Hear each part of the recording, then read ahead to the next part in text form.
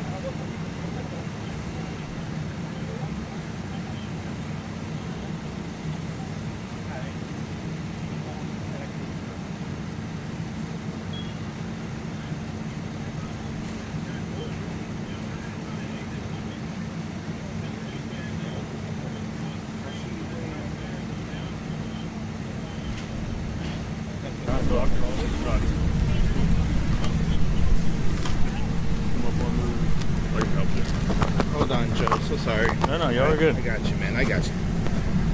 Let the professionals handle this part. Here you go, Joe. I'm gonna put you. Okay. All right, brother. Come on. Anybody else? Come on through.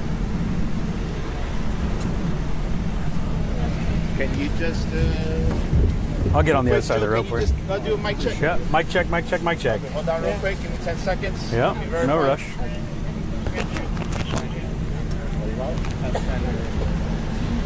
Need me back up? Y'all need me back up some? Mic check, mic check, mic check. More forward. It's all right, I'm good at limbo. My bad. Pick a spot. Right over here. Sorry. Oh, you're good. All right, Joe. Everybody good? Mic check. Mic check, mic check. Everybody good?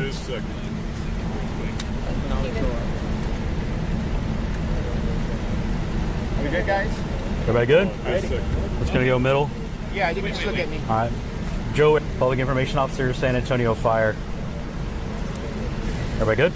Yes, sir. So just before 3 o'clock today, San Antonio Fire Department was called for a report of a structure fire in the 1,000 block of Montezuma.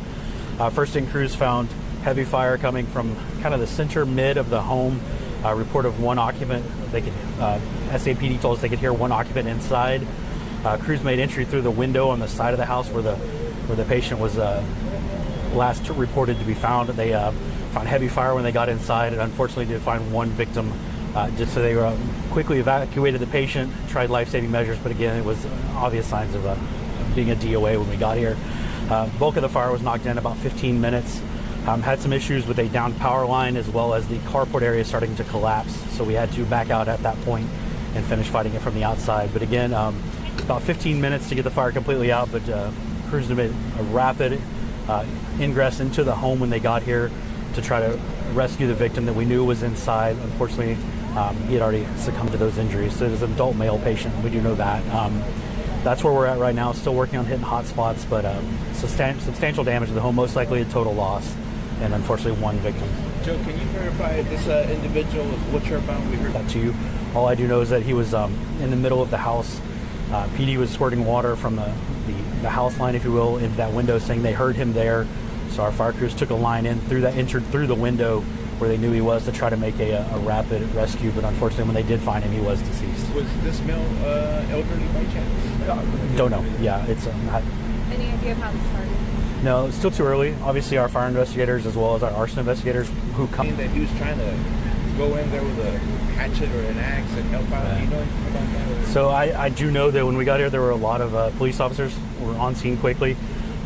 We had to go in. Obviously, they don't have the same tools and equipment that we do, so that's why our crews made that decision to make the rapid entry through the side of the house versus the front or the rear to give that patient the best chance of survival they could. Were any other first responders injured in this fire? No reports of any injuries to first responders. Unfortunately, just the one deceased resident. So when they got here, the house was pretty much... Quite a bit of fire and heavy smoke when they got here. They said that when they went in through the window, heavy smoke conditions. As soon as they got a little further in, extremely heavy fire conditions. So it had a pretty good start on us before we were alerted to it. So quite a bit of fire when we got here. I know some people say that they wanted to help and go in, and the police had to actually push them off. Right. It's the quickly deteriorating conditions. Obviously, we appreciate any effort that bystanders provide, but realistically, without proper equipment, proper water, gear, they could become a further victim themselves. So that's I know it's everyone's second nature to try to want to help, and we appreciate that, but we don't need additional potential injuries or fatalities. Anybody else? Sort of potential for residents about potential arsonists, things like that going around. That's no reports of that. It's like I said, our investigators and our arson investigators are both here on scene. Arson is here just because of the fatality. It's standard protocol when there is a fatality that arson responds as well. So they're going to look at obviously at everything once we get the scene, the fire completely out, and the crews get out of there, and the investigators will go in and take a look. But as of right now, it's being carried as undetermined. Thank you, Joe. Everybody good? And that's just one confirmed dealer, right? Just one confirmed? Yes, just one. Thank you, Joe. Appreciate That you. call came in around what time? About 2:49, so just before 3 o'clock. I don't know who's who here. And there's no other, anyone else? No, not tonight. Sure thing. I'll be around if you guys need. Thank you, Joe. Appreciate you.